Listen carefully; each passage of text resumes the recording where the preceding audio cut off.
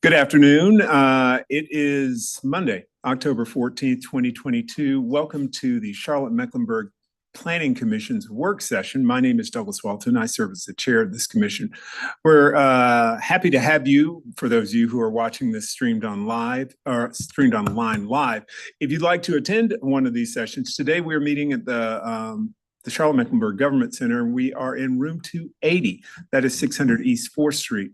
For viewing by the public and the media, today's meeting is being streamed live on the Planning, Design, and Development Department's YouTube page. As I said, my name is Douglas Welton. We have a fun-packed meeting for you. It's exciting to see everybody. We have not been all together in this room since July. Has everybody said hello to everybody else? We'll begin by saying hello to everyone, and we will start by introducing the commissioners. I will begin at my far left with Commissioner Stewart. Robin Stewart, Planning Commission. Rebecca Wilden, Planning Commission. Shauna Neely, Planning Commission. Will Russell, Planning Commission. Aaron Shaw, Planning Commission. Andrew Blumenthal, Planning Commission. Rick Winokur, Planning Commission. Carolyn Millen, Planning Commission. Terry Lansdale, Planning Commission. Clayton Seeley, Planning Commission. Thank you very much, Commissioners. Oh, well, wait a minute. I thought I was ready. I'll get you. And we will not be having Commissioner McDonald with us today. She is where did she say she was going? I think she said she was going to Tennessee or somewhere like. She's not going to Spain, for those of you who are keeping track at home, because we have had many commissioners go to Spain lately. Now we will have staff introductions. Ms. Knight, would you begin our staff introductions, please? Al Knight, Planning Staff. Monica Holmes, Deputy Planning Director. Allison Craig, Planning Director. Candace Rory, Planning Staff. And can you guys pass to the back row and do some introductions there as well? Jay Carpenter with CDOT. Julian Burton with CDOT. Kathy Cornett, Planning Staff. Thanks, everybody. We will go straight into our meeting, and first item will be, did I get on? Well, we'll talk about who's coming on the agenda. So do you want me to talk about the agenda now? Yeah. First item we're going to do today is do the minutes and take disposition for the minutes. Do I hear a motion for the disposition of our minutes from the previous mission? Winokur, move to approve. It's been moved by Winokur and seconded by Russell. All those in favor of approval of the minutes, please say aye. Aye. Any opposed? Those minutes are approved and become a part of the record to stay forever and ever and ever. We have several things on our agenda today. First of all, we're going to take a look at our Planning Commission work program for 2025. We discussed this at our retreat last month.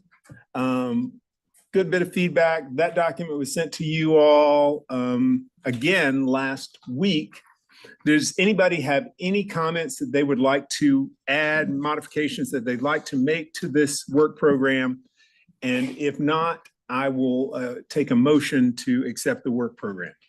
Do we have any comments or additions? Do we have metrics for some of these, like review and provide feedback? How many community area planning meetings we collectively want to go, or do we just kind of want to keep it broad and then we decided another? When I did the original draft of this, I kind of kept it broad, and I had sent you all emails asking for commissioners to commit to community area planning, to both the online and the in-person. And the last I recall, we have those all covered. So someone will be at every single one of those from us. I know the first one, you, me, Carolyn, Terry, who else was there at the West in person? I think that's it. Maybe I feel like I'm Melissa. Yeah. So there were 5 of us. I know that I'm going to be at all of the virtual ones, and I chose to go to West and South live. But we have all those covered. Okay. Then I'm good not putting metrics on that. Okay. Do I have any other comments? If not, do I hear a motion that we accept the work program draft as our work program? And we'll proceed from there for 2025. Winokur, motion to adopt draft work program as 2025 work program. Second, Wilden. It's been moved by Commissioner Winokur and seconded by Commissioner Wilden. All those in favor, please say aye. Aye. Any opposed? That passes. And now you all have a copy to take home and frame of our 2025 work program. Place it next to the frames or the photos of your small children, and please look at it frequently. All right, awesome. We have a couple of folks visiting us from CDOT today, and I will say that I'm excited to have these folks in the room. We've got Jake Carpenter and Julian Burton, and we're going to talk about a couple of different programs that CDOT has going forward. For those of you who have worked on the zoning committee before, you are familiar with Jake and the work of his team in terms of reviewing zonings.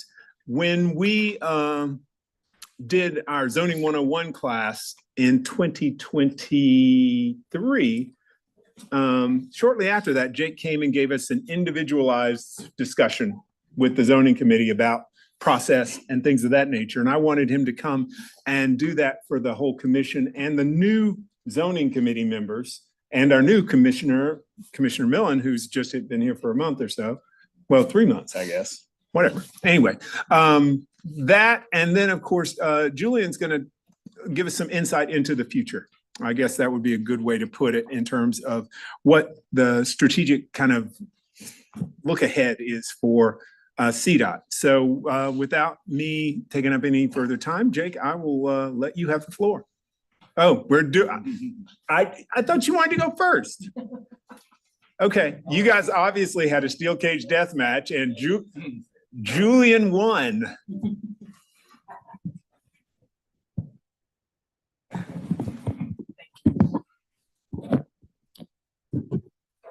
And I just advance with the mouse. Oh, I'm good. Hey, everyone. My name is Julian Burton. I am one of the 2 section managers within the Strategic Mobility Division of Charlotte DOT. And my section is Mobility, Policy, and Planning. And I wanted to talk a little bit about the work that's been going on in my division and how that's kind of leading us forward from a policy perspective, from a capital project perspective as well. The first thing I wanted to do was just take a quick step back and think about, generally speaking, some of the main primary roles that CDOT has in the city. Some of these will be fairly obvious, but felt it would be helpful just for context. So the first one is maintaining our mobility assets. So thinking about our streets, our signals, sidewalks, signs, it's important for us to continually maintain them so that they're safe and usable. We're also charged with operating a mobility system. So thinking about the signals themselves, how they work together, how they communicate, how they help people move throughout the city efficiently. The third one, managing the public right-of-way. So we have this huge public asset throughout the whole city. And it's important for us to be thinking about how we actually want to use that. A lot of it is about how we want to be moving people, but it's also about creating public space and thinking about the intersection between the public right-of-way and private development. It's also thinking about how we want to use curb space specifically and those uses that might lend themselves to being right along the curb. And then finally, I think the one that's most interesting to this group is that we design and implement our mobility strategies and plans. And that's the work that my division is primarily charged with as well. And so I wanted to look at this a little more closely. So in my mind, there's 2 key strategies for how we want to advance mobility and improve the right-of-way, improve our assets. And the first is through public investment. So by planning and designing new capital projects, thinking through how we want to grow as a city and how those streets should be designed. The second is implementing policies and regulations that can help speak to the Unified Development Ordinance, also to the Comprehensive Transportation Review. Sorry for acronyms up there. CTR is our new Comprehensive Transportation Review, and also giving us guidance for how we're dealing with rezonings. And Jake, when he's up here, we'll talk a little bit more about those types of issues and how policy and regulation helps us to partner with private development to also improve our streets and our infrastructure. But yeah, generally these two strategies work together to improve our mobility systems and networks. So I've kind of alluded to this already. Strategic Mobility Division within CDOT, we're generally charged with policy development, thinking through how we want to advance policies related to mobility. We're also the group that does a lot of the long-range mobility planning. There's obviously a strong connection between that work and the work of other departments, including CATS, and then more specifically the planning department. So we work in collaboration with both of those departments and other departments as well to advance mobility planning throughout the city. We also provide support for the other divisions within CDOT. So if there's a need to advance policies that are related to work, say in Jake's group in land development, or in other divisions throughout the department, we are typically the ones that help kind of advance those conversations and move the needle on that. So I wanted to think big picture about the policies that we have in place. I know this is going to be repeat for all of you, and I know it's been out there for a few years, but in 2021, we adopted the 2040 Comprehensive Plan. And if you remember, the fifth objective in that plan was safe and equitable mobility, laying out a framework for how we wanted to advance mobility in the city. And what we did in CDOT is we took that fifth objective and wanted to dial into it even further. And we used that as the basis for the strategic mobility plan that was adopted in 2022. So we wanted safe and equitable mobility to be that overarching goal over everything that we're doing. In the plan itself, we defined safe as advancing our Vision Zero aspiration to eliminate traffic deaths and serious injuries for all who share Charlotte streets.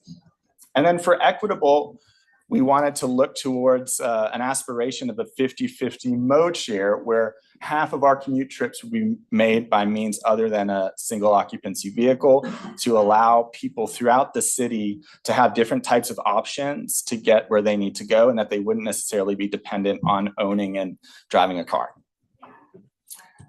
And so what we did with the SMP is we took all of our policies, and the first thing we did was to consolidate them into one place because we had several different transportation plans at the time. We had Charlotte Walks, Charlotte Bikes, and the Transportation Action Plan.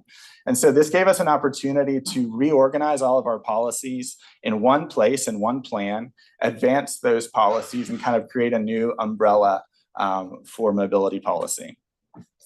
What the SMP also did is it created a new foundation for how we want to invest how we wanted to invest publicly. So I was telling you guys about those two strategies. One of them is public investment. So we decided that we needed a new way to think about projects that went citywide and took advantage of all the work that we've already done through different planning efforts, through the different programs that we have within CDOT that have already identified needs throughout the city. So we've been doing this work since the SMP was adopted. All those lines and dots represent potential opportunities for projects. And this is something that we're still working on. We're still advancing and refining, but it's giving us a new framework for how we're going to invest publicly. And if you guys have been to those CAP meetings, you would have seen some of this work already.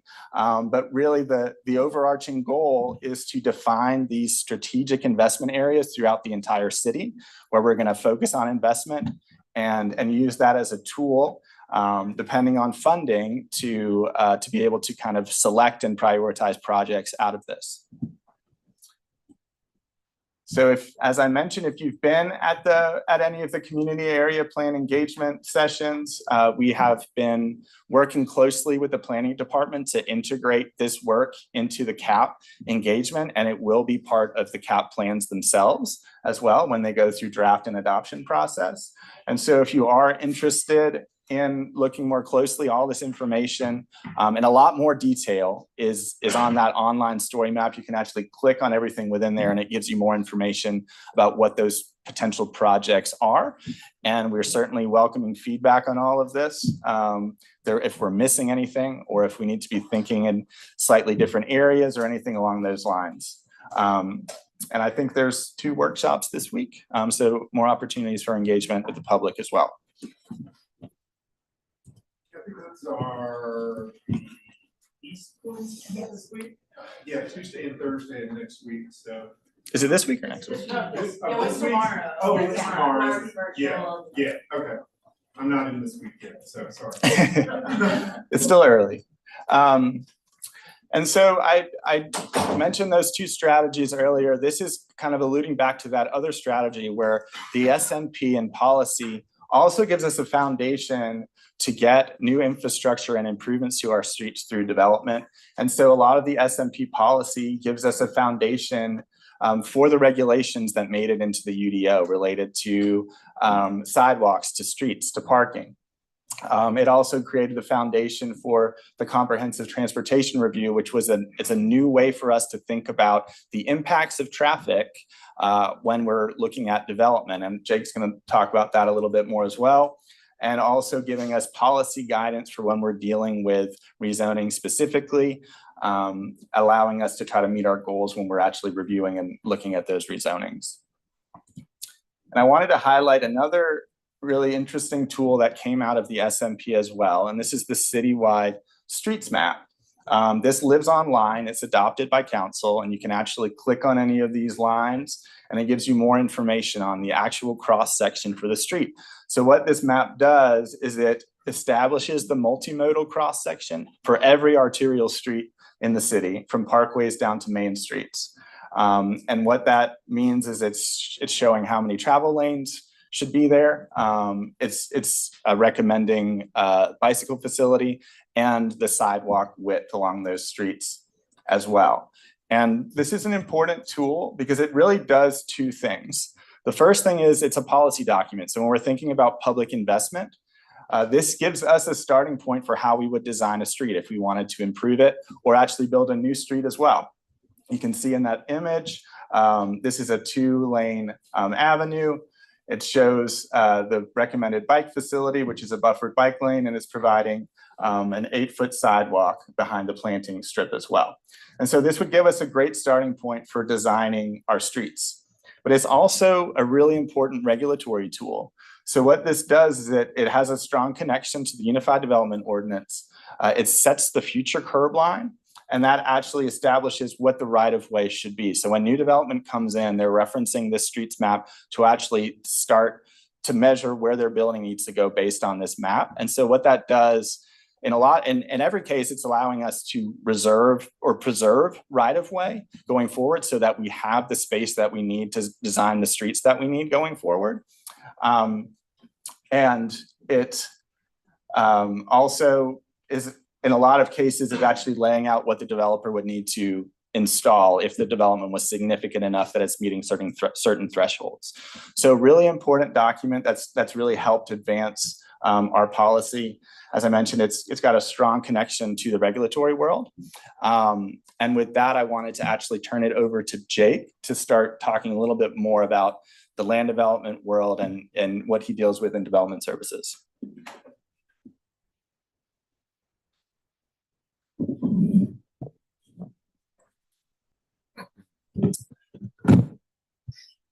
Thank you, Julian. So I'm Jake Carpenter. Again, I'm with the CDOT Land Development Group, which is housed in the Development Services Division.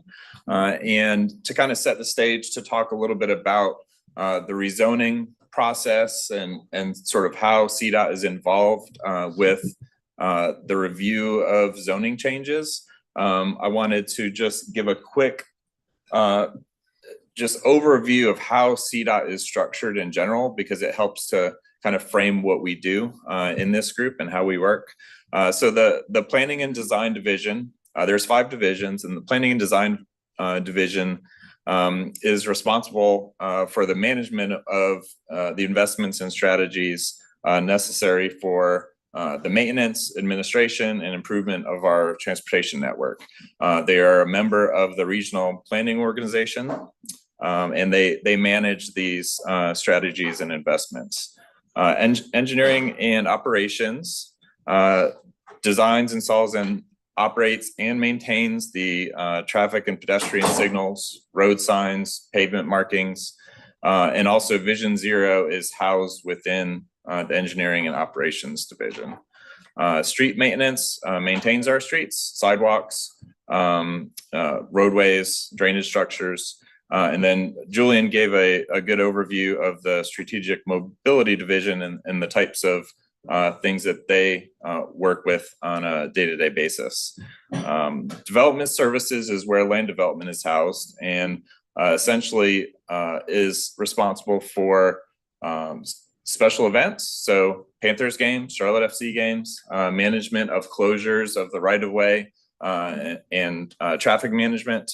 We also manage the right-of-way in a few more ways in the utility permitting, encroachment agreements, those sorts of things. And then the land development group, which is where we interact mostly with the zoning committee members and council for zoning cases, is in development services. So what CDOT land development is, it's a regulatory arm that deals with development in the city. We are a member of the development center. 4 or 5 years ago, there was a vision to create a one-stop shop where developers that are going through the process can come and come to one location at the city to deal with agencies such as CDOT, stormwater, urban forestry, fire, all the departments that work together to review development. And so we are a member of that, and that deals with the permitting side, which is the other responsibility for the CDOT land development group. So primarily it's rezoning petitions, reviewing rezoning cases, working with development, and then when it moves into permitting and actually going to construct, we're also reviewing those construction plans.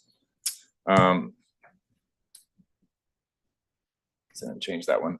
So one thing that I wanted to just go over is when CDOT is involved in the rezoning review, what is it and what is it not? Because I think there can be some confusion. So it is a review to ensure that for whatever zoning they're seeking, that they are adhering to all of the policy and ordinances that are appropriate to that zoning, to that project, to that location.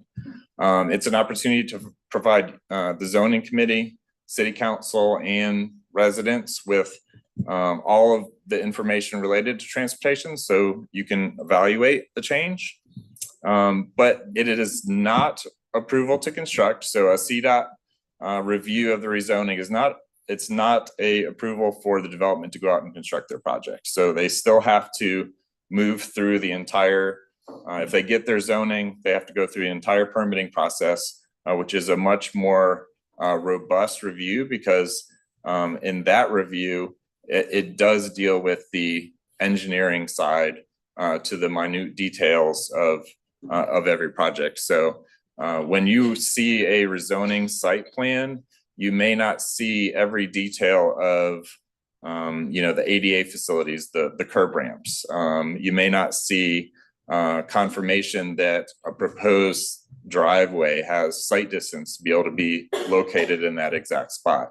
But those sorts of things are what we do review for when we get into the permitting phase. And so they have to meet all of those requirements, the engineering and safety requirements, to be able to get permit approval to construct their project.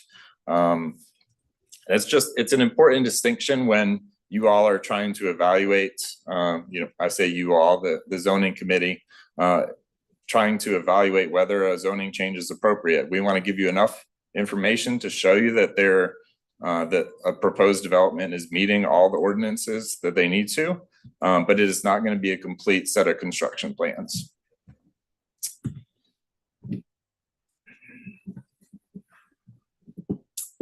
So just a little bit about how CDOT reviews rezonings and how we get from start to finish.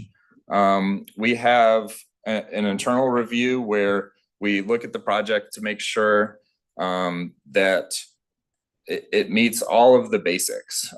So, you know, driveways, streets, are they proposing to construct the correct sidewalk width?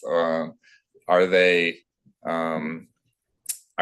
accommodating their traffic impacts, those sorts of things.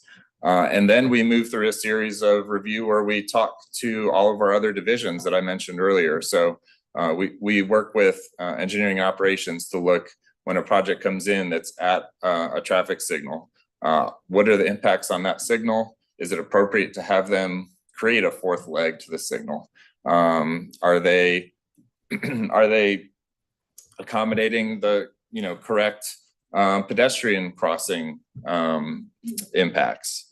We talk with planning and design to see what impacts on capital projects that are going on and whether a development may need to work with a capital project that's incoming, or to maybe do a fee in lieu to let the capital project construct. And then we also meet with our strategic mobility group to ensure that all of the multimodal elements are accommodated. If there's opportunities for crossings that have been identified, or other policy goals. In addition, we work with external groups. So NCDOT is going to be a big one, obviously. So we meet with them every month and we talk about rezoning petitions and go through, we get their comments and requirements for driveway access, turn lane improvements, multimodal facilities, those sorts of things. We work with our subdivision group that's in the development center on the connectivity elements. Are they proposing, a new roadway in the right location? Are they extending a stub of an existing right of way?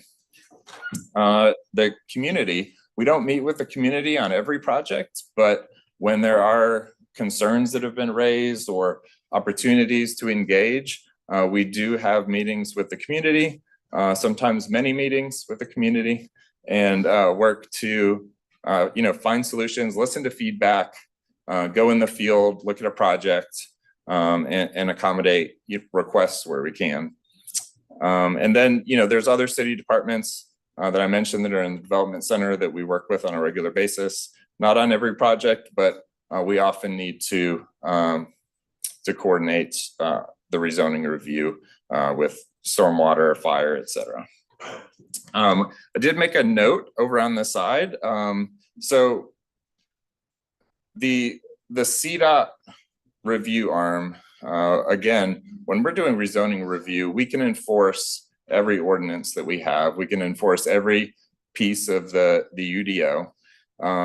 But some things are not requirements and we can't enforce them in the rezoning process. So there may be things like traffic calming, off-site crossings, improvements to maybe nearby traffic signals. And if they're not meeting certain triggers like a traffic study or other things, we can't require those sorts of things. Now, we often try to work with developers to get improvements that we've identified to our system, but again, those are requests, and it's up to the developer often to offer those sorts of things. And also another note with NCDOT, they have basically a blanket authority to override local ordinance when it comes to their facilities that they operate and maintain within the city. So there is strong collaboration there, and we work to find solutions that are really at the heart of our policy goals, but it's not always possible, and we often have to adjust on the fly to work with them as partners.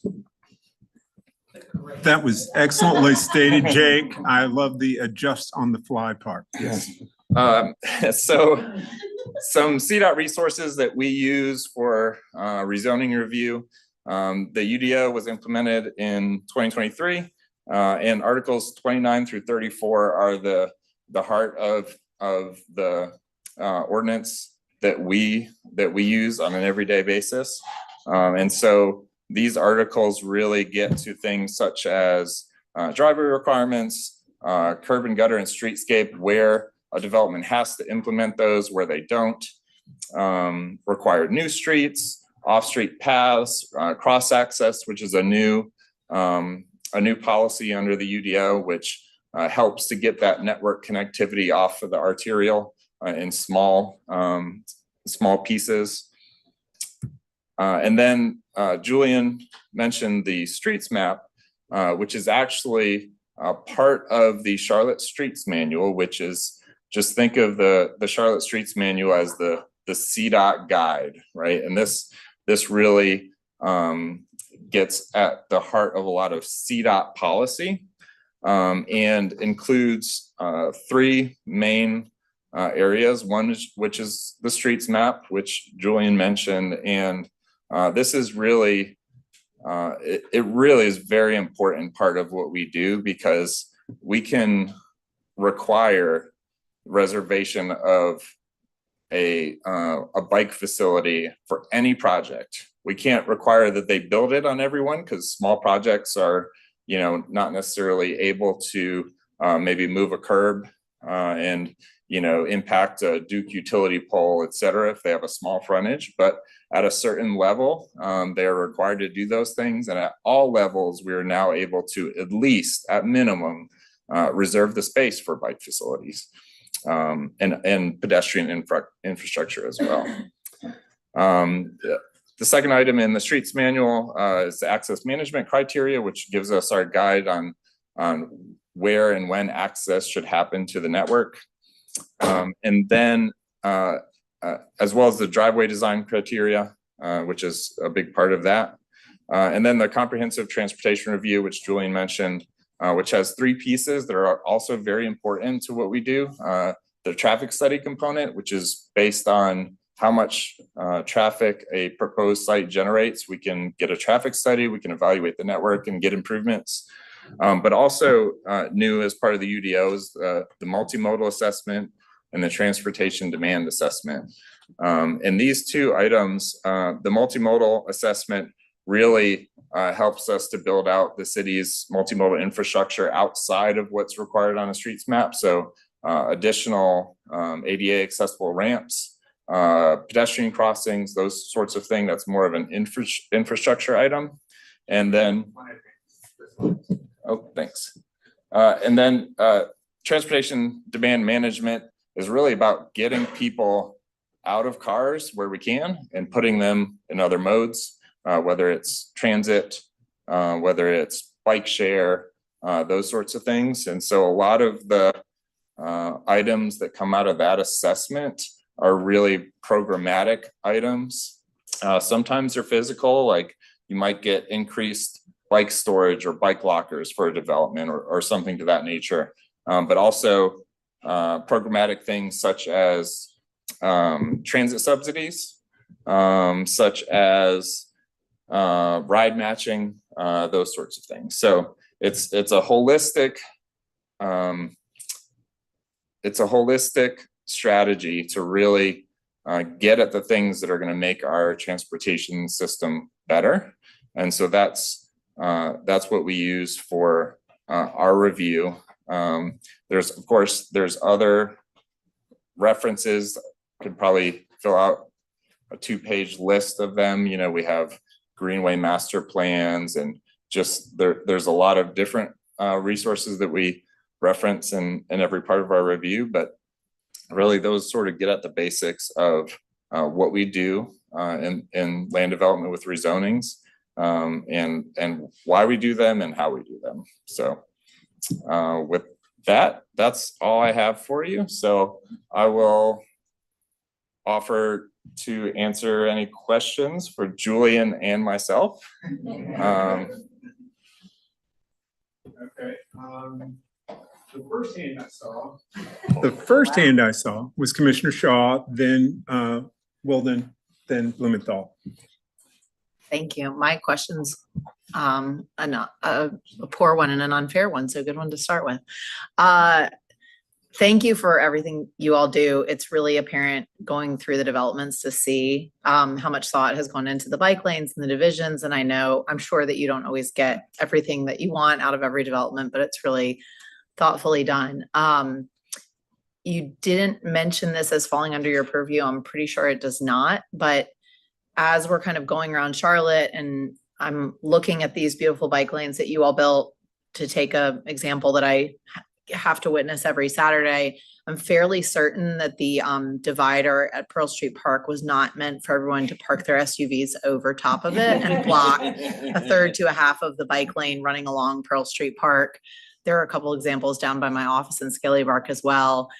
My understanding is that ticketing or parking enforcement falls under the CMPD. I could be wrong about that, but I guess I'm just wondering, are there either things that we can or should be looking for as reviewing developments, like in terms of signage or other things that developers could be doing to improve sort of like the way that those streets or sections kick off, in that people understand they can't park in certain areas? Or if we're witnessing those around Charlotte, is there more sort of that we can be doing to bring awareness? I mean, you guys are designing these awesome spaces, and then, people that park are obviously taking advantage of them not in a way that they're meant for. So I'm just curious if there's ways that we can partner in sort of helping you guys with that, because I'm sure it drives you crazy as you drive around town. Come on up. So I'll let Julie get at some of that. I will say, from a development perspective, when you were, looking at new projects, I think any comments are appreciated. We are always looking to fix any design issues, so there some things are maybe not fixable by design, but some things are. And so if there is opportunities to do that, we do want to engage private development to help us do that where we can. So it's always good to be aware if there is issues being noticed, because we can put that on our list to consider when we, review these developments, because we do make a lot of requests to development partners to try to improve the system, with items like you're mentioning. So we do, as far as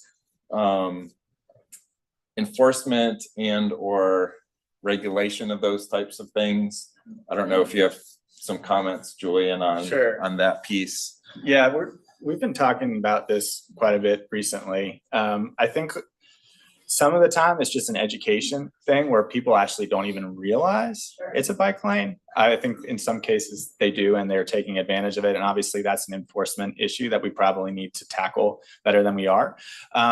But from an education perspective, I think we could do a better job with signage in a lot of places and how they're marked to make sure it's clear that that's actually a bike facility. And getting at design as well, we're actually going to undergo a vertical element pilot soon, where we're actually looking at different types of vertical separations in the bike lanes. And one of the things that we want to think about is to prohibit cars from actually even being able to get in there. And so we're trying to think about better ways to actually design our bike facilities so that it's clear what they are, but they're also truly protected, and it makes it difficult for cars to get in there. So it's an ongoing conversation, but definitely a great comment. Sure. And what about, obviously at some point there's always going to be people who take advantage. Is there any, I don't know if this would be a conversation you guys would be a part of, but is there any push or thought of increasing the manpower for enforcement? Like, I don't know how we compare to like other cities of our size if we have enough. What I've heard from CMPD in various meetings is they don't have capacity to enforce like what's there. So I just was curious if there's any. Just so y'all know that Housing and Neighborhood Services actually just added a code enforcement team last year. That this is like one of their targeted things.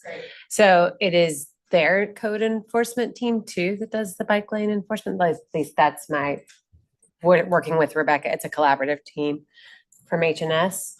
And you can, I do it in my neighborhood, call 311 and request to have park it or code enforcement to come out and inspect, dash ticket people. Market always tells me that outside the hours of 9 to 5, Monday through Friday. And another piece with because we do have managed parking areas and we do ticket within those. And we have increased the fine for parking in a bike lane in those areas, but it's limited in terms of the time in the areas themselves. So that's another piece as well. Commissioner Wilden. Hi. So with the conversation around I-77 being widened, that will then create a lot of issues for Charlotte-owned roads. So are y'all taking that possibility of that being widened into consideration if it is approved? And how? Yeah, I haven't been super involved in that effort yet, but yeah, we would have a lot of CDOT folks very involved in reviewing all those interchanges and the streets around there and making sure that we can get connections wherever possible. Okay. And then is there any guidance from CDOT in terms of taking away a lane to provide more multimodal transportation, like biking? Because I just haven't seen it a lot in Charlotte, so that's why I'm wondering. We do have some. A lot of the time we call it a retrofit or road diet. Yeah, we typically look for opportunities where we're looking at traffic volumes to a certain degree and making sure there's not a huge need for trucks or something to use that particular road. And if we have some of those criteria in place, then we do try to take advantage of like our street resurfacing division to look at it, to basically restripe that road, take a lane out. The most typical road diets we do would be like a 4-lane undivided road, and we'd make that 3 lanes with a center turn lane and bike facilities, hopefully buffered bike facilities if we have the space for it. But we certainly have policy guidance to encourage that, and it's been opportunistic thus far, but we have talked about trying to be more strategic in looking at those opportunities as well. Okay. And then I think my last question is, I'm not on zoning right now, but I will be again. I will be again. And so I think one of my questions is like, can we be more partnership oriented? So like if y'all have something that y'all are trying to do and someone says, oh, we're not going to do that, then y'all just like tell us and then we can be like the bad guys. Cause like ultimately, like we're not the decision makers per se, but like we're just below the decision makers. I know you don't want to make like enemies, but I can be a good villain. But I think in their defense, we do get CDOT comments. Yeah, no, we do. But sometimes I feel like they're kind of positive and not necessarily like, we need this. Yeah. I'll give you my phone number. It's a delicate question. I know. It's a delicate question because we are, from a land development perspective, we are straddling the line between requirements and requests, and we try to do that as best as possible. We do very boldly put in our review memos every month request. Yeah. So, if those are the sorts of things that may be seen by others that would indicate, a strong request for a change. We often have things that we can't require, but are in a vision or a plan or a goal. And we do try to identify those strongly as requests in our reviews. So I will make sure to look at the request parts a little closer. Thank you. All right.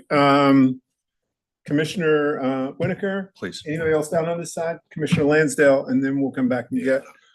So thanks again for your time. By way of background, I'm a Charlotte native who grew up in the suburbs, the beneficiary of horrible land use planning since our city has grown.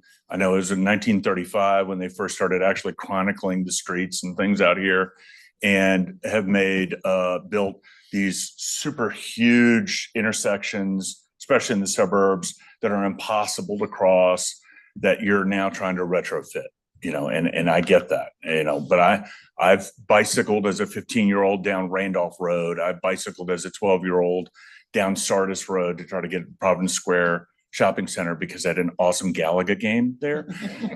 So I get it, that it's an impossible task and you guys are underfunded. And so the nature of my questions are twofold. One will be whether or not there's the policy language, which definitely sounds great. And I'm curious as to how that translates into concepts that I would, as a civilian, that whether or not they agree with it. And if it's not clear, I would like to know if it's not clear, so that way, both as a planning commissioner and as a citizen, I have some idea kind of where Department of Transportation might be going. If you don't know the answer or we need to talk offline, I'm happy to do that too. So first of all, the Charlotte Streets Manual, does that contain all of the policy frameworks that CDOT uses, or where can I find all of the CDOT policies that are available to the public? I mean, most of that is going to be in the strategic mobility plan itself. Okay. And so the streets manual kind of serves more as a guiding document, and it's supported by the policies that we would have in the SMP. But we have a large comprehensive policy section of the SMP that would be a really good place to start. That's where all of it. And the SMP stands for? Strategic Mobility Plan. Thank you. Yeah. I'll spend more time on that. And also I know I have a lot of neighbors who are very curious about this, and I want to make sure I get it straight so that way I can pass along accurate information. And so in that concept, obviously we have Vision Zero or Vision, whatever number is acceptable now. But at the end of the day, are we on the same, we citizens and CDOT, are we on the same page that at the end of the day, it's speed, a vehicle, a large vehicle, not a bicycle, but a car or truck, it's their speed that ultimately causes all the catastrophic things. If they were driving slower, there's less chance of a pedestrian being run over in an intersection and killed, or to strike another vehicle or kill someone and striking another vehicle. Am I right? Yes. Just reducing speed at the end of the day is the name of the game of safety. All right. And does the different divisions, so you have the E&O division, right? If I am through 311 or the Charlotte Plus app or whatever, advocating for, let's say, a stop sign on an arterial street that's supposed to be 25 miles an hour, who makes the call as to whether or not it's appropriate for that to go there? Is it E&O or is it a capital planning thing? It could be both. It depends where it's kind of originating from. But we do have a Vision Zero program that is charged with handling a lot of the traffic safety pieces. They have a dedicated kind of funding source within the CIP to keep that going. And they have a traffic calming kind of subset of that program. And that lives within E&O. That program does. I think if we were doing capital projects, we would also be thinking about how to make sure that we're designing a safe street. So it's kind of two different things. It's about kind of helping to fix a problem on an existing street. And then with a bigger project, we would be designing a street to be safe and to try to manage some of those concerns. So it depends a little bit on where it's coming from. Where are your capital projects published? Online. In like where? CDOT website would have all of us, and there's a CIP dashboard as well that has all the CIP projects for all the different departments that you can get to online as well. You had another map where you indicated sort of areas of opportunity that you wanted to tackle. I assume it's linked to several things that includes density and probably safety issues and stuff like that. is there a different division that analyzes what is going on in those areas that you identified that would also add traffic calming measures? A different department or? Yeah, in other words, is that still E&O that you would ask for that sort of thing, or how? I think it would start with my group in strategic mobility. We're the ones that have done a lot of the work to define those areas. And as it continues to go forward, we're still kind of in the process of actually still defining them. We're getting feedback on them. We're going to have those as part of the CAP plans as well. But we will be also the ones kind of charged with measuring and keeping that going forward. So if you have specific questions about any of that, yeah, you can direct those to me. And I'll say, and thank you very much. And I know that all Charlotte CDOT staff have been extremely gracious with their time with me anyway. But in general, from a citizen's perspective, I just want to provide the feedback that it's extraordinarily difficult. I mean, city and county government is hard enough for people to grasp alone, but within CDOT to be able to understand what's going to happen when, what's even being considered, what's not going to be considered, so that way citizens have some way to advocate for something, especially if they think that maybe, they disagree with CDOT. Does that make sense? Yeah, I think so. And I would just, again, use the SMP as a great starting point for kind of the policy guidance. And as I mentioned, like part of what we're doing in implementing the SMP is to think about a new way to prioritize projects, defining those strategic investment areas, capturing all the potential opportunities that could become projects. And we're still working through all of that. So it's a good time for a citizen to kind of get engaged now, get engaged with the CAP plans as well, and try to see kind of where we're headed. Thank you.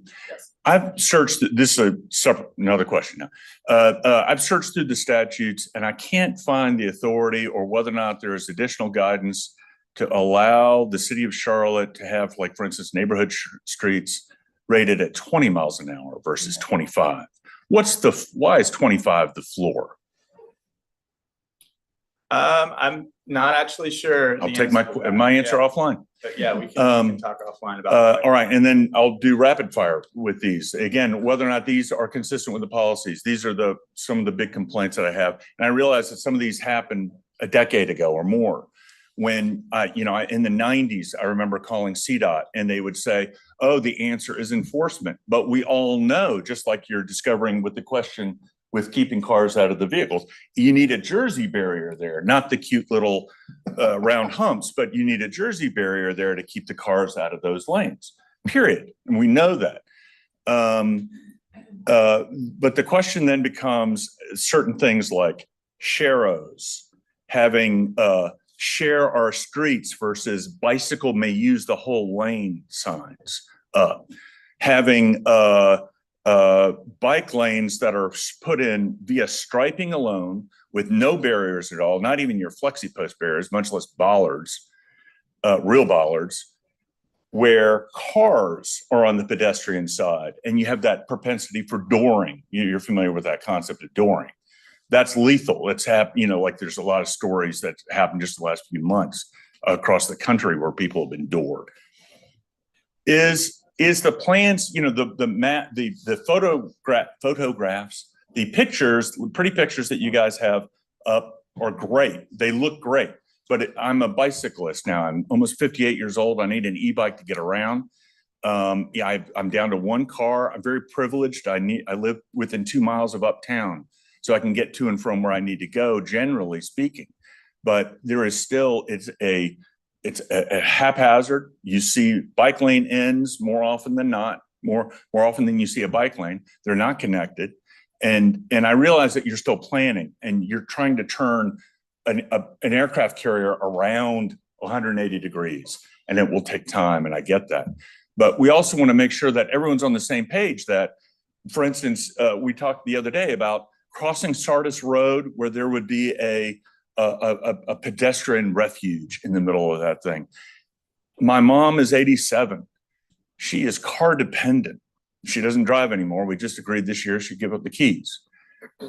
So many seniors, so many people are utterly car dependent. I want to be able to send my 8-year-old, I don't have an 8-year-old anymore, but if I had one, send my 8-year-old out the door, to be able to run down the street to the grocery store, to pick up something at the grocery store and come back. And I have some belief that a Ford Explosion isn't going to run them over. And right now, we don't live in that city. I've lived in a lot of different places. I lived in places where you had very different driver behavior than you have here in Charlotte. So there's education, but we all know we've done education for 50 years. Education doesn't work. Enforcement does not work. Enforcement will never, we need enforcement, but enforcement will never be the answer. It'll be infrastructure that works 24 hours a day. We have fantastic examples on Mecklenburg Avenue of that, that cute little lane, where you put the islands in. You have in the middle of Elizabeth, you have a roundabout. I know that you guys are underfunded. And what I'm hopeful to do is offline or through some other means, get out the word, not just as a zoning committee member of the planning commission, but to get out the word to the general public, how important it is that CDOT be fully funded so that we can have the traffic lights, the roundabouts. But also I'm asking you guys, are you going to get rid of the sharrows? Are you going to stop putting sharrows down? Are you going to stop using striping as a bike lane? Try riding to Sugar Creek sometime. With a child, it's impossible. So that's my quick question to you on that. So a few things. I mean, I think you've kind of hinted at some of the constraints we're dealing with. Obviously, funding is a piece of that. And we have limited space, and that's why it's so important to have the streets map that helps us get more right-of-way. But we also have a really disconnected network that you've talked about. And so what that's doing is we don't have as many opportunities to do bike trips on neighborhood streets because you're running into, regardless of where you are, you're going to be running into a large arterial street. So we have to figure out how to connect that network better. But a lot of the time we are forced to push people onto these bigger streets. And then that adds all the questions about cost and space and can make it very difficult to implement the project. Now, in terms of the facilities themselves, I mean, I think there's contexts where you don't need a buffered bike lane to still have a safe bike connection. And I'm talking about local streets and neighborhoods, that if it's a calm enough street and the traffic volumes are low enough, that we wouldn't necessarily need to have a dedicated bike facility for that. And I'll say there are some cases where just a standard bike lane is helpful and does provide a good facility on those calmer streets. Now, to your point, we on anything larger than that, we do need to have very strong vertical separation between cyclists and cars. And that's probably the majority of the case outside of neighborhoods, is we need to really be thinking, how do we advance the conversation to really create all ages and abilities facilities on our streets where you would feel comfortable riding with a kid? Yeah. And so we're continuing those conversations. I think context matters a lot, but yeah, most of the time we do need to do a better job of implementing those types of facilities. And I'll also say, where there's standard bike lanes is basically what we've called a 5-foot bike lane without the vertical separation. A lot of the time, those are older facilities that were put in at a time when we hadn't quite advanced our policies to where they are now. And sometimes it's just opportunistic, where we feel like it's still better to go ahead and get that bike lane in now so that we can improve it at a later date when we have the funding and the ability to create more space. But in the meantime, as an interim solution, we still sometimes feel like it's valuable to get that in. Can you get rid of share the road signs? Can you get rid of, those where you have new developments coming in and a bike lane is set to be, in a doored situation, put the parking on the street side, have the bike lane pedestrian on the other side?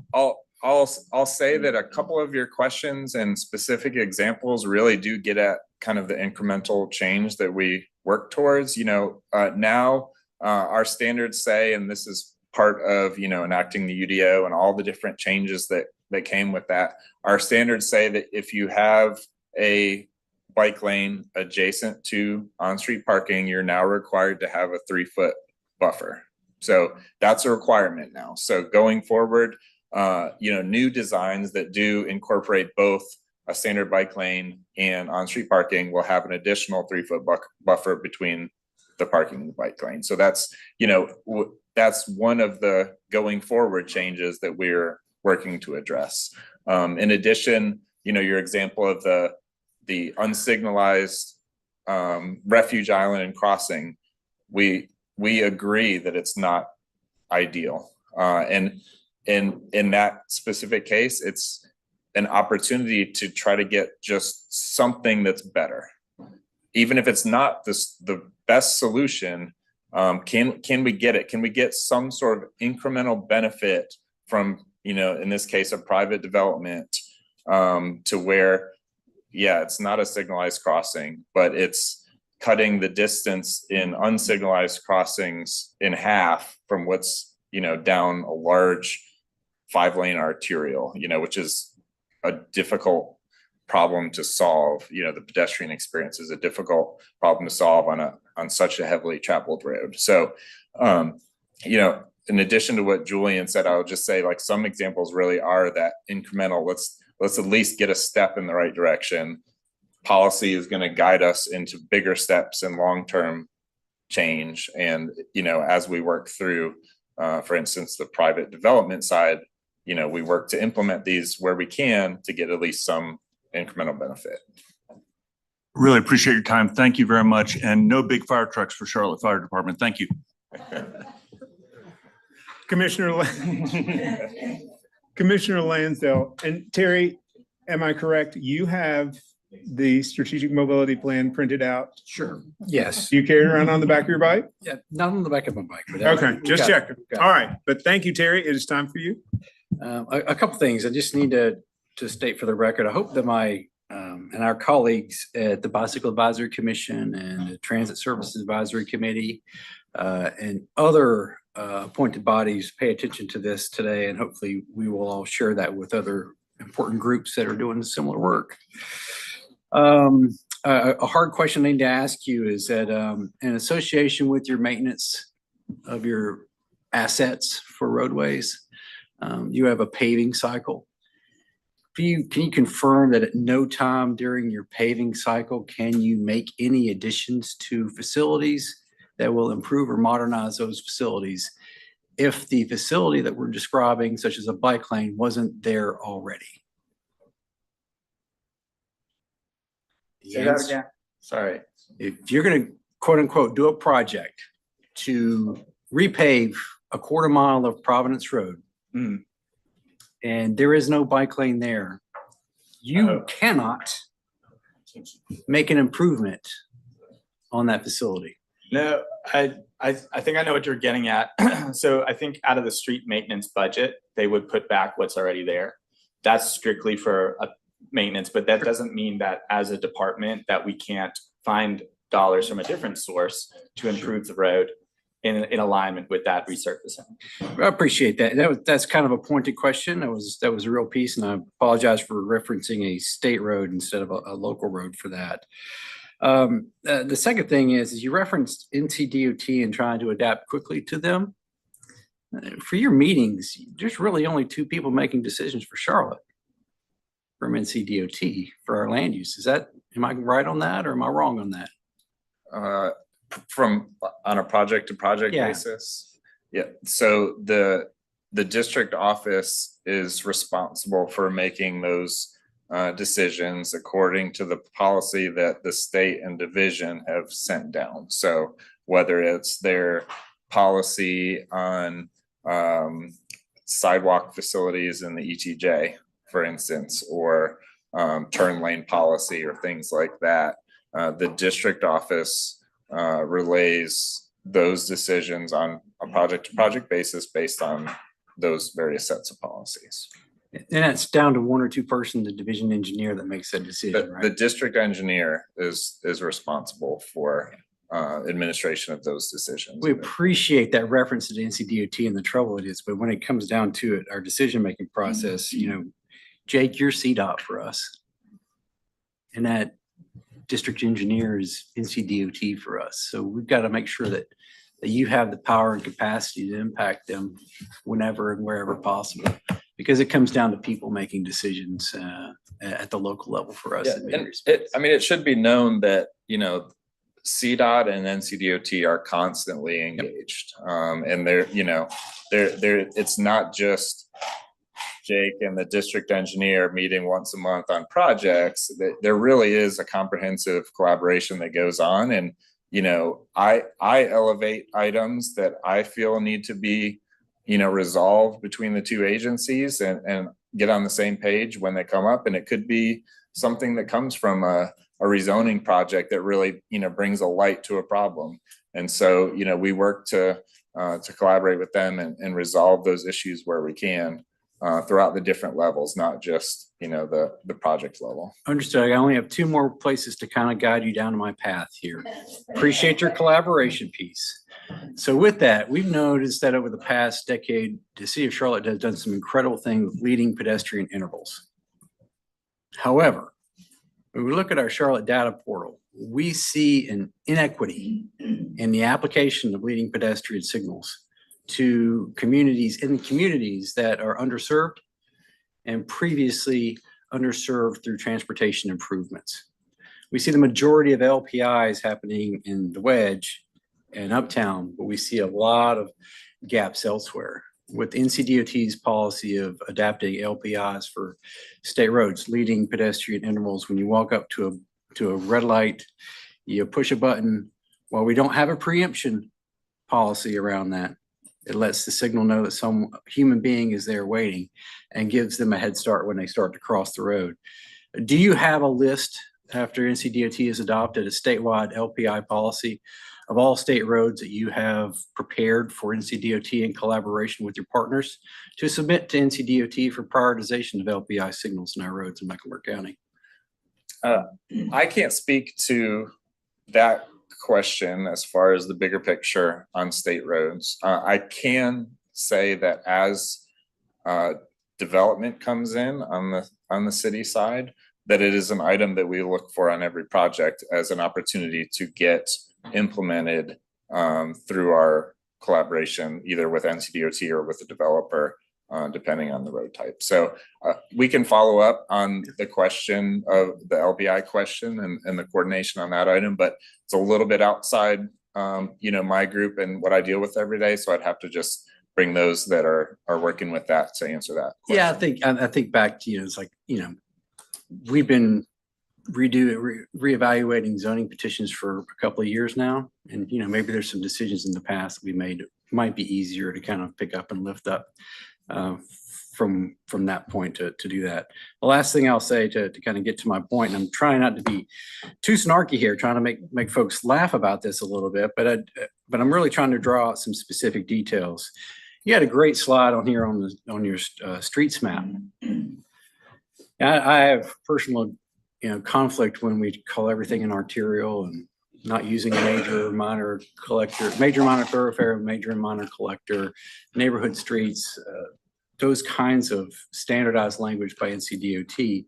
But why is it so hard when we have to have a land use pattern associated with how we move people, goods and services in our community? Why is it so hard to get a comprehensive list of the impervious surface maintained by the city and the state in Mecklenburg County? I've asked for this for some time and can't really get an amount, a quantity, an acreage of how many streets are maintained by the state and the city in Mecklenburg County. It's a real challenge, especially when we have a 13-year paving cycle. Is that still the place, the 13-year paving cycle? Is that still a thing? I have to check, but How do we budget for a repaving cycle? How do we maintain our street and mobility assets if we don't know what our assets are and can't easily evaluate that? How do we give our city manager a budget for the costs associated with those projects every year? I just feel it's a bit of information that may be lacking. And as we as a land use and development group, how do we compare our tax base impervious surface versus tree canopy preservation when we may have our impervious surface for roadways be well over 20% of the surface area of our community? I think that's a big deal. It's not for today. Maybe I set you up for that, but I would love to be able to talk with you offline and work with some outstanding questions associated with that. Yeah, and offhand, I don't have the say, number of miles of, or lane miles of roadway maintained by our department. But I'm sure that that's a number that we can get. You know, the Powell bill maps document that entire system, both state and city. So we have the information in GIS. It would just be a matter of kind of pulling it together. Well, hopefully maybe staff can help answer that outstanding question that's out there. Thanks, guys. All right. Last question is going to go to Commissioner Blumenthal. Thank you, gentlemen. You made it through Rick and Terry, so it's all downhill from here. Just a couple of quick things that kind of more relevant to some of the rezoning petitions we've seen recently. First, what's the threshold now for a traffic impact study when there's a rezoning petition? So it's actually a sliding threshold now. Okay. It used to be 2,500 trips under old ordinance. Right. And under current ordinance, it depends on a couple of things. One, which zoning district you are, because we have a set of essentially low intensity districts, which is going to be more further out, not city center or the large corridors. And so in a lower intensity zoning district, it is a higher threshold to do a traffic study. In a more intense district, it is a lower threshold, but it depends on whether it's a high or low. But generally, it's going to be around 2,000-ish, 1,800 to 2,000. But again, it's kind of a sliding, and that information is in the streets manual in the CTR section. Okay. We just have to pull it up. Yeah, that's helpful. I mean, we get it from, I mean, both for our own utility, but also, you know, a lot of community members are trying to use that as, I guess, for lack of a better word, like a weapon right now. And so it's helpful for us to be able to relay accurate information to them when they're pushing us on things like that. And this is all kind of directed around, I think, you know, with the comprehensive plan, the UDO trying to really focus density in a lot of this development more centrally onto the arterials and kind of let the neighborhoods be neighborhoods. The rezoning process, in my opinion, provides both some opportunities, but also some challenges for CDOT specifically, right? In that there's, again, the opportunity to push a lot of this onto the developer, but it has to happen within a little bit stricter of a timeline, right? Because we have to fit it within that rezoning window. And you may not be able to speak to this one specifically, but there've been a couple recently where I really think that there are some opportunities that may have been missed. The one that comes to mind first and foremost, there's a multifamily rezoning right now that we just approved actually on Central Avenue. Right when you cross the bridge over Independence on the right, Republic Metropolitan is doing a multifamily development there. And they had proposed to help fund a signal, I believe, and I can't remember the cross street right there, but where that comes in, right? And I don't know whether CDOT was just not able to commit at that time or kind of what the issue was. I believe Central is CDOT, right? Not NCDOT. Right. And so I'm just kind of curious what the thought process is, because we have more coming that are going to be like that. Right. And so curious, how do you guys evaluate that, knowing that there is a time window within which we have to stay?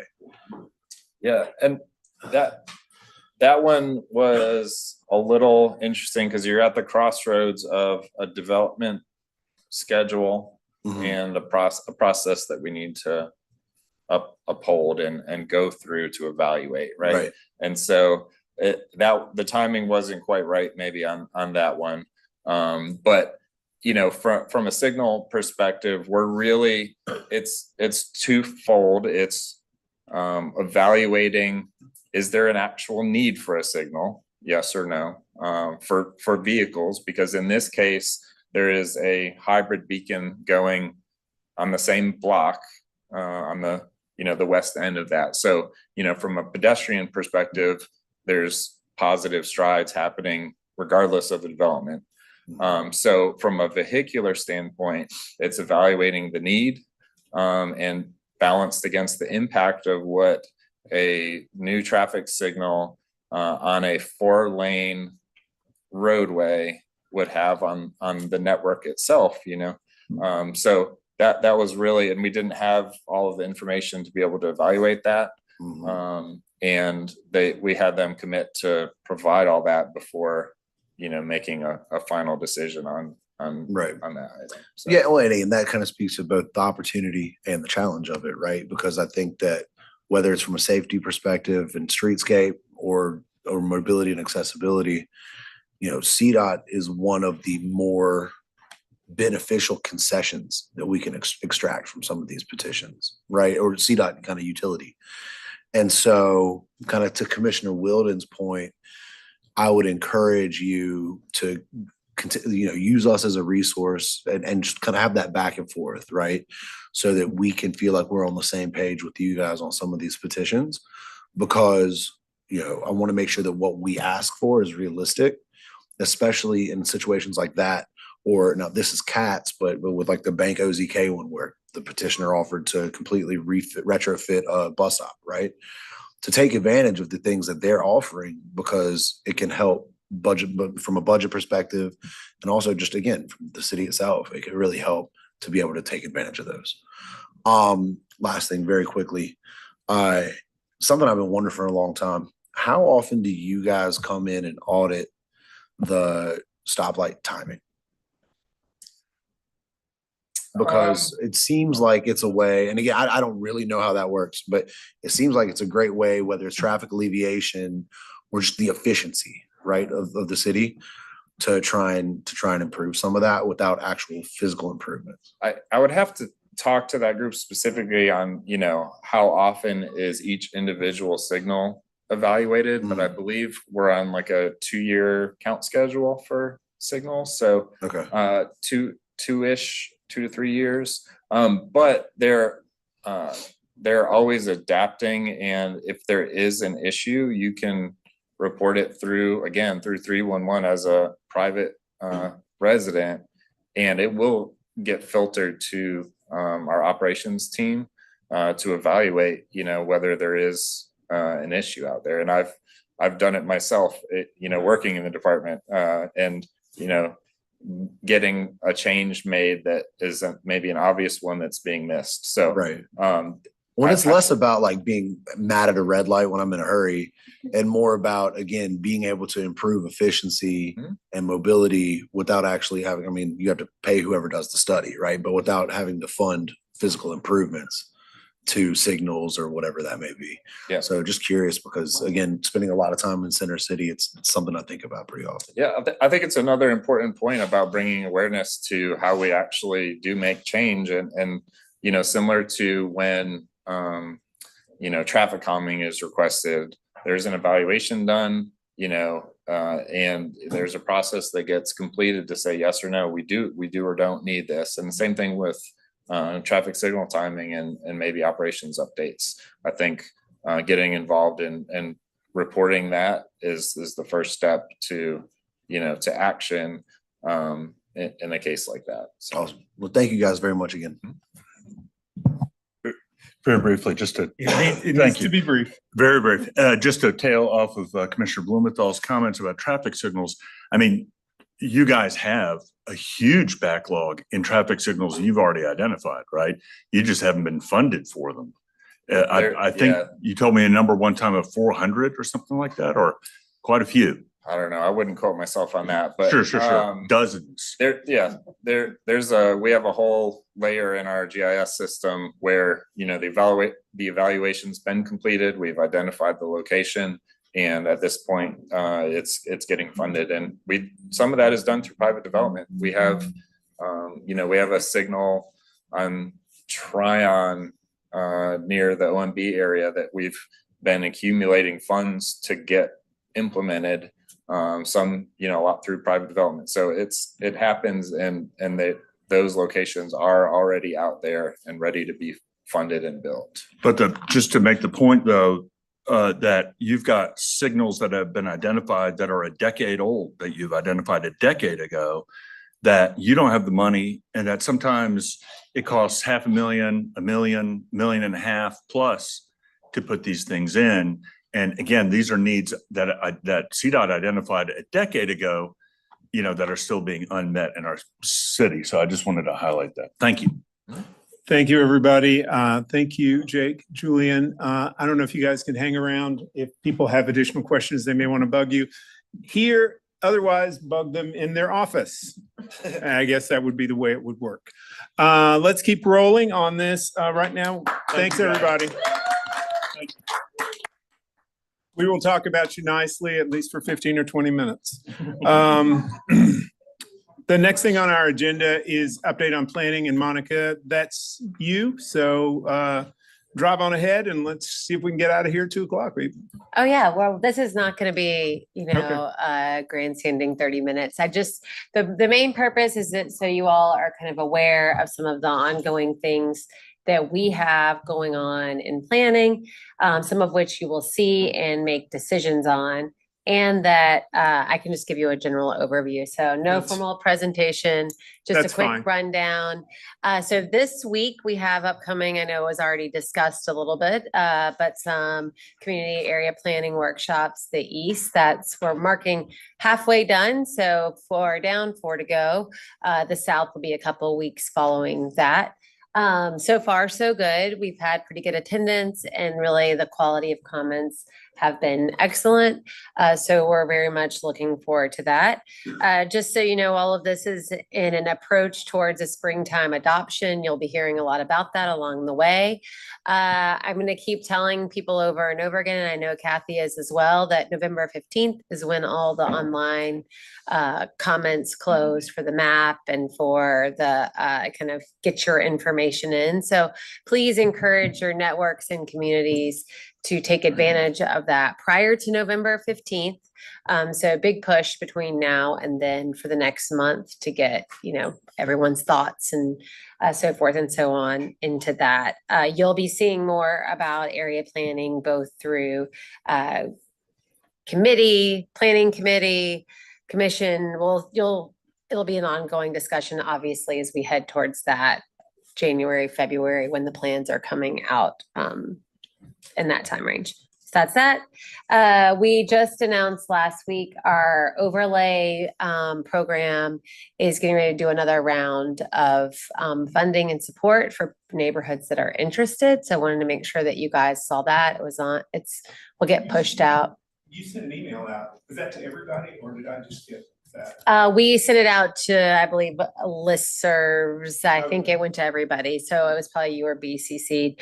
Yolanda pushed it all out via our communications channels. But just so you all know on that, we will see our first residential infill overlay neighborhood going through the process. And then I'll be going to hearing in December. That's Burtonwood. So you'll be starting to see some more around that. And we have another one that will be following, knock on wood, shortly after that, once they get all their signatures confirmed. So kind of more to come on that. That's being run out of our Design and Preservation Division as a collaboration between the Historic Preservation Program and the Urban Design Center. They also have, which the planning department have, the URBIs, the Urban Design Awards on November 7th. You all should have been informed about that. It's a very fun event. If you have not been before, we highly encourage you to go that. So I'm just kind of going through all of the things going on. So everyone knows. Okay. With the UDO, we have some work happening on Friday. We had our 4th general cleanup text amendment was filed. So it will also be going to hearing in November and December decision. So those of you on zoning committee will see that cleanup number 4 coming through. It was, again, just filed this past Friday. The filing deadline is tomorrow, so a little bit before the filing deadline. The last kind of major text amendment coming out of the UDO group until we go on to a maintenance schedule will be filed in December. So we're kind of reaching the end of the very frequent kind of cleanup text amendments. So more to come on that. It's a little bit bigger than what we would consider a cleanup, so we're just calling it a general text amendment. You'll be seeing more to come on engagement around that and kind of some public. There are some slight policy questions in that. That's why it's not a cleanup, basically. So cleanup will be coming first. And then we'll have the bigger one. You'll be seeing topics for that one at the upcoming UAC meetings and more discussion around that. So those upcoming meetings will deal and dive into the details and kind of directional things around that. Our residential tune-up is what we're gonna start calling it. Instead of, we were calling it phase 3, we're shifting to residential tune-up. Some of the things that we are working on for residential tune-up will actually be incorporated if they are small enough into either the cleanup or that December general. And then the larger portion of them will come in January, February timeline. So stay tuned for more on that. Those will also be discussed and topics around them at the UAC meetings that are forthcoming in the next month and a half. So lots of things happening around that. I know several of you are registered for an affordable housing roundtable that we're having next week, which is to kind of lay the foundation for some of that residential tune-up work. The Affordable Housing Roundtable, I'm excited that several of y'all are coming, but I want to be very, very clear that the goal of the roundtable is very technical in nature, and that we are working to get very specific tweaks in the UDO that will encourage supply and production of affordable housing. So if you are coming, bring all of your UDO knowledge to the table, and you know, if you have conversations ahead of time with developers, we really want to get into the details. I've already had a couple offline conversations about what are the very specific tools within our current statutes that can give us more production of affordable housing. So if you saw the invite, it kind of talked through the things that we wish we could do and the things we possibly can do and where we would like to frame this conversation. I have a question about that. Who from the affordable development community, have you got folks from each one of the developers kind of, or at least trying? Yes. Yeah. We have a very targeted audience list, and we've been kind of both trying to, you know, shake the trees a little bit and make sure that we have representation there. And so far from the invite, the RSVPs, there is a mixture of that, but we do want to make sure that people that are not developers or designers are very specific in that field that are coming are aware that it is going to be a pretty technical, weedy conversation about very specific tools. Yeah, if you know of someone that you think would be great for that and they were not invited, please forward it to them or send them to us.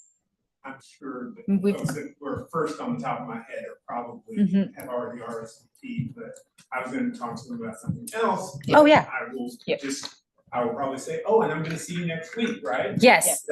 Yeah. And it does not hurt if they hear it twice or miss the invitation, or, you know, we're happy. Again, we are really trying to move those things forward fairly quickly. So we know that this is probably not the last conversation, but we want to have a very productive first conversation around those things. And that is done in complete partnership with Housing and Neighborhood Services too. So their affordable housing staff has been really involved in both the agenda and framework and invites. And so it's a collaborative, it's a collaboration that we're doing together. So, sure, we can. Yeah. I'm responsible. Yes. You guys sent it maybe a week and a half ago, something like that?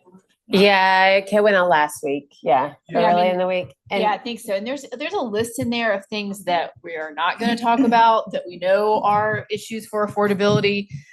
We want to keep it on things that can be written into the UDO, or like if you are someone who has been unsuccessful in using the existing incentives that we have for any reason, we would like to know that too, so that we can change them and make them so that they are effective.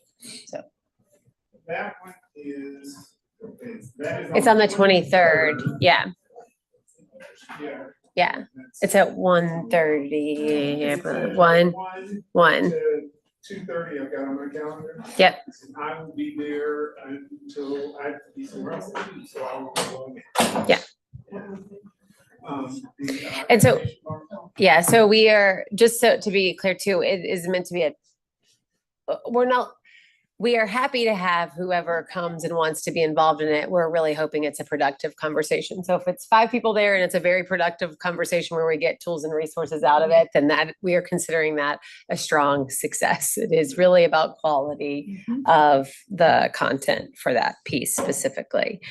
Just a couple other things going on. We were at the Transportation Planning and Design Committee last week to talk a little bit around some of the tree canopy preservation work that's happening. So if you didn't get a chance to check that out, you will be having some of that really kick off in the new year around the tree canopy action plan. And that is just building on policies that are in the 2040 plan. So check that out. It was a good lively discussion. And also as part of that discussion was the strategic energy action plan, which is being led out of the sustainability group, and how the two of those two projects work together. And so with that, that covers pretty much everything. Also, as some of y'all referenced that night, there was the lively discussion around I-77 and the toll lanes and all of that, which is tangentially related to us because it has CRTPO involvement in it. But again, check it out if you did not see it. And with that, if y'all have any questions about any of the things upcoming or timelines or what's in what, we're happy to answer them. But that's just a general overview. Lots happening in the planning department right now. Oh, one thing I did not mention is on the first of this month, I think Shannon mentioned in the retreat that the residential zoning team was moving over from Mecklenburg County into this building. They are now downstairs and fully moved into the development center. So for those of y'all that ever interact with our permitting staff, that's a really big move, and it helps to integrate the city and county system, especially the city services that we provide on every single lot in the city of Charlotte, every residential lot. So that team got pulled over there. When was it? Maybe Like 2 weeks ago, a week ago? yeah, they came over here 2 weeks ago. Oh, but they went to Subtle, anyways, they were at Subtle. Now they're back to being over here. So big move on that. Yeah, they've been over there. Yeah. Cool. Well, the whole time I've been here. So anyways, any questions on anything, we're happy to answer them. Anybody, Lots moving and shaking around here. anybody got any questions? We will keep rolling then. Thank you very much, Monica. Now we'll do just do a couple of things, and then we'll do our hey, what'd you do last month kind of thing, which you've had like many months to do.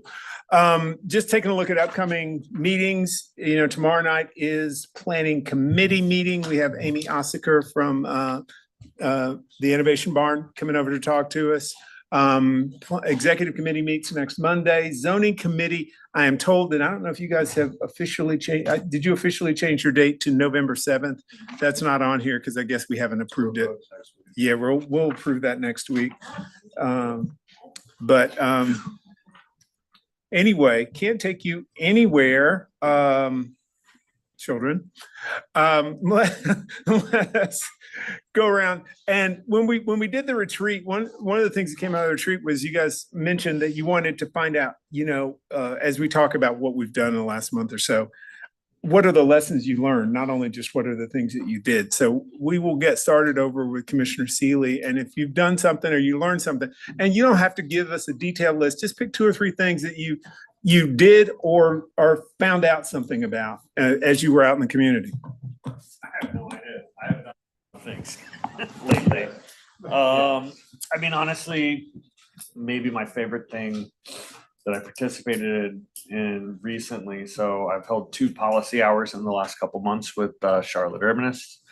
This weekend it was so the equitable future for the West Side. And then the one before that was a policy hour with Bert Lynn, just talking about how parks work, how acquisition work, how master planning works.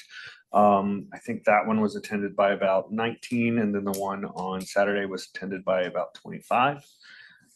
So it's been really great to learn from not just stakeholders that are working in the community, but hear what people from around Charlotte are thinking about. And, you know, we had people from Pineville all the way up to Derrida and other places. So, and then been up to a couple other things beyond that. That was awesome. That was awesome. Mr. Lansdale. Well, I've been tracking what's going on with the CRTPO, but really a lot of my work has been done in Raleigh this past couple of months. As I mentioned before, that we worked closely over the past year or so for NCDOT to really reinforce its complete streets policy. And they approved the leading pedestrian interval for all state roads as part of their policy moving forward.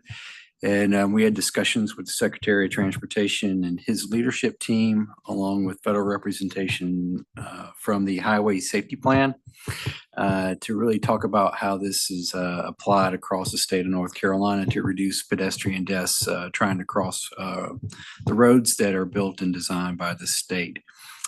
Locally, just trying to keep track with what's going on and have enjoyed my time away from meetings, but would like to offer up to staff for a kindness and consideration. Maybe if we have a next year's schedule for meetings, maybe we at least do a tentative one for how we plan out our next year. So thanks. Gee, started out with going to Innovation Barn, learning all I could about Douglas for what, 45-minute talk. Went to the, obviously, West Side area plan. I was part of the North area plan virtual meeting. I was going to go in person, but the hurricane was coming through, so I apologize. I didn't make it. I decided to stay home. I went to an event, and I'm not sure if you all are aware of this. It's called the Umbrella Center. It's been a long, long time in the progress. It's coming through. It's joint county, city, but it's going to bring all under one, what they call Umbrella Center, but it's going to be over Albemarle Road and Pearson Drive. It's bringing in the battered women's shelter, Safe Place, Pat's Place. It's going to have district attorney people there, police there, all the agencies that if you come in and your battered women's situation, sexual abuse, just anything along those lines, instead of having to go to the magistrate and then going somewhere else and somewhere else, it's going to be under this one building now. So there's still fundraising, but I'm real excited. I hate to use that word because we are in the need of that, but I'm excited it's coming together and it's going to be happening so on the ground. And let's see, what else? Went to a joint town hall between Mecklenburg County Park and Rec, between Mint Hill, Matthews, and Pineville and Charlotte, learning all about upcoming greenways and what's going on along the areas. Thank you, Commissioner Millen. Commissioner Winokur. We've been hot and heavy with the zoning committee. There have been lots of engagements with both members of city council, members of the public, and in some recent things that have been going on there. I posted in advance of today's meeting something on Twitter. It's called Twitter, not X. About the possibility of meeting with Department of Transportation and the responses. I mean, I reached a lot of bots in St. Petersburg, Russia, at least 24,000 of them, but over 100. Over 100 neighbors, engaged in some meaningful way, either by reviewing it or commenting on it or quoting it or whatever. And I'll respond back to some of those people too. But I'm glad I'm not Clayton Sealy, bottom line. And the other thing is I've been able to attend for the first time ever in a long time my own neighborhood meeting, because meeting times are always scheduled right when my neighborhood meeting is. So it was great. And both in the engagement on the zoning committee and in my little neighborhood and with all the other neighbors that I meet and I talk to, nobody wants cars. That's really it at the end of the day. Nobody wants cars. That's the problem. So we need to figure out how to get rid of, not have cars is our basic way of moving. And then finally, if you run in the Hilly Chantilly 5K this year, you'll be blessed to hear my voice announcing it. So also, if you don't like my voice, stay away from the Hilly Chantilly 5K. But we'll see you there it's the weekend right after Halloween. So Hilly Chantilly 5K.org. Thanks. Thank you, Commissioner Winiker. Olga is real. Commissioner Blumenthal. I guess the most important things, piggyback on.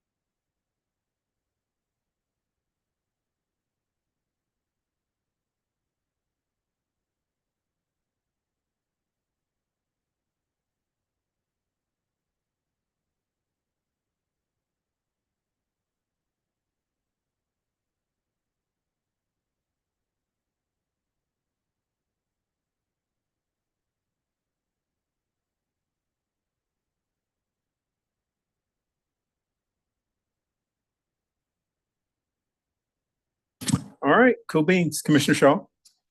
Nothing earth shattering beyond what's been shared, some developer meetings, community engagement on some of the more contentious rezonings. Attending East Virtual tomorrow for the community area planning. Okay. That's all I got for now. All right, that's cool. Commissioner Russell. Thank you. Continue to work with the University City Partners Planning and Development Committee, which has been very illuminating and enlightening. And also have run into a handful of rezoning petitions in my area because I am a self-appointed city planner. That has actually led to a public meeting that we're holding in our area on Thursday to talk about a couple of different rezoning petitions, and CDOT's presentation was timely because they are tied together by an unfunded road extension, which has roiled our community royally. So we're going to have a discussion about those two parcels of land as well as whether or not we want that road, and then have that discussion so we can provide that information to both CDOT and City Council. Thank you. Thanks, sir. Commissioner Neely, can you do your report in Spanish? No. Wouldn't even try that. Yeah. Okay, just checking. Yeah, I know, right? Should have went English. Still navigating through zoning commission stuff and emails and reaching out to people that have reached out to me, trying to answer some questions or not dig holes in others. But yeah, that's about it for me. You were gone for like 2 weeks in another country, weren't you? Yeah, whatever, just saying. Commissioner Weldon? Yeah, so I went to the West in-person and virtual community area planning meeting thingy, my bobs. I've not done my portal comments, but I have drafted them in a Google Doc for me to then submit. Is it not a Google spreadsheet? It's not a Google spreadsheet. I know. I don't even know you. I know. I love Google spreadsheets. And then I'm attending, oh yeah, the ones this week. There's an op-ed in Queen City Nerve that I wrote last week, but it was published late last week, around Vision Zero and transit and all the fun things. And I did it in a work capacity, but like that kind of like is the same thing as this capacity in a weird way. So yeah. Commissioner Stewart. I'm trying to think what I did in July and August. I don't remember back that far. But I think moving over to zoning has been very, very interesting and eye-opening. I spent a decent amount of time with petitioners and residents on a number of rezonings. And that has been a very interesting process. I've also been spending a lot of time on my bike on Saturdays, riding to each of these rezonings so I can actually see what it is that they're actually talking about. It's been super, super helpful. And it's helped me separate some of the wheat from the chaff when you hear the the complaints and of residents and which reasons are actually legitimate and which are kind of red herrings. So. All right, thank you. I will put a cap on this and. That actually made me think of something. Okay. I am happy to say that in the past 3 months, I've ridden the 9, the 17, the 22, the 21, the 1, the 27, the 15, the 19, and the 8 bus routes. Just learning more about the bus system. And I had a really great meeting with Brent Cagle about 2 weeks ago. And I'm regularly having meetings with him. And I did suggest that maybe Kat should come to our zoning meetings. So, and I will be riding the bus home from here on a new route. So it's amazing that I haven't ridden the bus down North Davidson, even though I live there. But just wanted to share that. Okay. That's cool. I got a short list here. Folks, we only have 13 commissioners, and the 14th commissioner, we've been waiting for county commission to appoint that person since June. I have spoken to the chairman, Board of County Commissioners. I've spoken to the members of their selection committee. They did interview people last week and are was it week 4 last? The 3rd, whenever that was. And supposedly they are going to make some step in their process tomorrow night. I don't know if that means they're going to appoint somebody or if the committee will come back and say, this is the person or persons we think we should appoint. I don't know. I had intended to go to the October 1st meeting to say, could we have some accommodations to our process so we could get our new member in a more timely fashion? The chairman was not at that meeting. The vice chairman was not at the meeting. The county manager was not at that meeting. And so I did not go. I will be going again in November on their first meeting, and hopefully everybody will be back in town. And hopefully by this time next month, we will be joined by our 14th. I don't know how that's going to work. I'm just saying that's out there. Just a couple of things. I went to the Elizabeth Elizabeth Community Association annual meeting, ECA, and they were very nice. They said, thank you for the UDO. And that was something that I will tell you, I've gone to a bunch of community meetings and people use the words UDO with some other words that are not nice. Okay. And so it was very nice to be recognized and say, thank you for your work on the UDO and it's made our community better. So that was one of those things that was really nifty to hear. I always say, everybody loves to have free speech until they realize that other people have free speech too. It's the same with property rights. And so the challenge there is sometimes, people aren't happy about the UDO. A couple other things, as people mentioned, I spoke at the Public Policy Forum for the Charlotte Chamber. I was thankful to all the commissioners that came out to hang out with me there. We had folks going to Generation Nation. Me, Andrew, Shauna were there. I'm working with CMS, and we may have a fun kind of a collaboration with the zoning committee to have some of the zonings be a part of some lessons in social studies in high school. So that they would see the zoning and then they would discuss it in their class and then they would watch your meeting and be able to say, look at it their way. They're gonna put us to shame. I have no earthly idea. This is why we'll be leaving the affordable housing meeting next week to go have a conversation with them about that. So I'm excited about that and what that may mean. I'm looking forward to having a great year with everybody. We got homework I gave you guys. I don't know if you guys there are 2 things on here that say development moratorium. And there are articles that are kind of local. And I don't know if you guys followed what was going on in Belmont last week. And it was like, I'm reading the story and my skin's crawling. And, it's like, oh, no, don't do that. But, when I go out and give talks, I always take the map of population change around Mecklenburg County. And the biggest population change always occurs at the county line. Okay, because people are moving into some of those counties around us. And if those counties around us start to put a squeeze on how much they're allowing in, what the hell is that going to mean for us? Okay, so it's just something for you to be aware of. And also another thing that's on there is what I call the second life of the strip mall, because strip malls are killing it. Strip malls are killing it. And for everybody that wants those big parking lot things in front of strip malls to go away, strip malls are killing it. So what's the conflict there? What's the contention? Something to think about. Anybody else got anything they want to add to the meeting today?